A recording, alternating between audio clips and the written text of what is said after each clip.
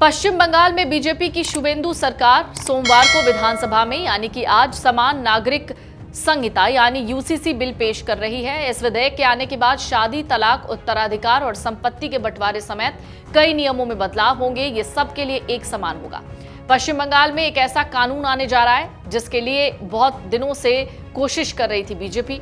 पश्चिम बंगाल में विधानसभा चुनाव के दौरान बीजेपी ने अपने संकल्प पत्र में इसे शामिल किया था, जिसमें वादा किया गया कि सरकार बनने के 6 महीने के भीतर ही राज्य में यूसीसी बिल आएगा।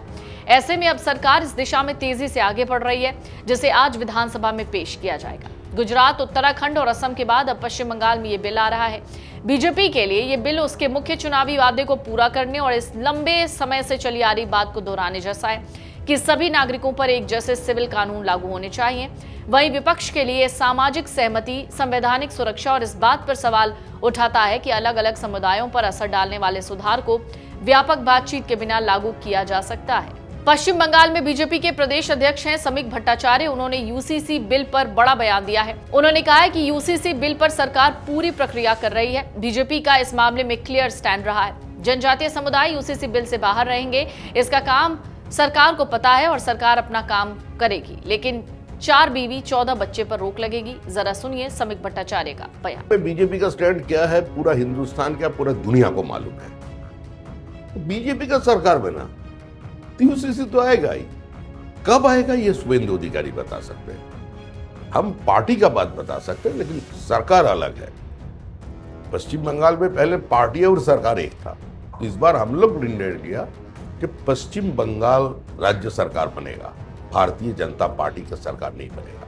तो पार्टी का स्टैंड पार्टी शुवेंदु अधिकारी को भी मालूम है, जो मंत्रिमंडल में उन लोगों का भी मालूम है, और कोई छुपा हुआ एजेंडा नहीं है, हिडन एजेंडा नहीं है। आदिवासियों को कैसे बाहर रखना है, उसको संख्या कैसे बढ़ाना है। बहुत लोग तो एकदम लय की तरफ जा रहे हैं, उसको रोकना है। पीएम जनमन को लागू करना है, ये एक तरफ रहेगा और उसका साथ साथ ये भी चलेगा 4 बीवी 14 बच्चा, इसका ऊपर भी सरकार का ध्यान है। पश्चिम बंगाल विधानसभा चुनाव के दौरान बीजेपी ने जो संकल्प पत्र बनाया उसमें यूसीसी बिल को शामिल किया गया था। सरकार बनने के 6 महीने के भीतर ही इसे लागू करने की बात कही गई, लेकिन बीजेपी सरकार ने 6 महीने के वादे की समय सीमा से काफी पहले यूसीसी बिल लाने की कोशिश की है।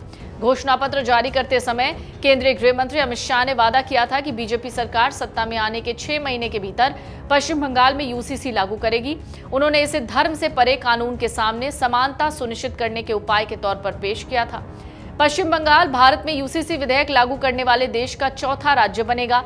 इससे पहले गुजरात, उत्तराखंड और असम में ये बिल लागू हो चुका है। उत्तराखंड ने सबसे पहले ये बिल लागू किया, जबकि अब पश्चिम बंगाल में भी इस बिल को लेकर प्रक्रिया शुरू हो रही है। वंदे मातरम की 150वीं वर्षगांठ के मौके पर रविंद्र सदन में आयोजित एक कार्यक्रम को संबोधित करते हुए शुवेंदु अधिकारी ने आरोप लगाया कि राज्य की अंतर्राष्ट्रीय सीमा के जरिए घुसपैठ ने धर्मांतरण, लव जिहाद और डेमोग्राफिक बदलावों में योगदान दिया है। उन्होंने कहा, हमें कुछ समय दें, पश्चिम बंगाल में धर्मांतरण के खिलाफ एक सख्त कानून और समान नागरिक संहिता लागू की जाएगी। यानी अब पश्चिम बंगाल में यूसीसी लागू होने जा रहा है।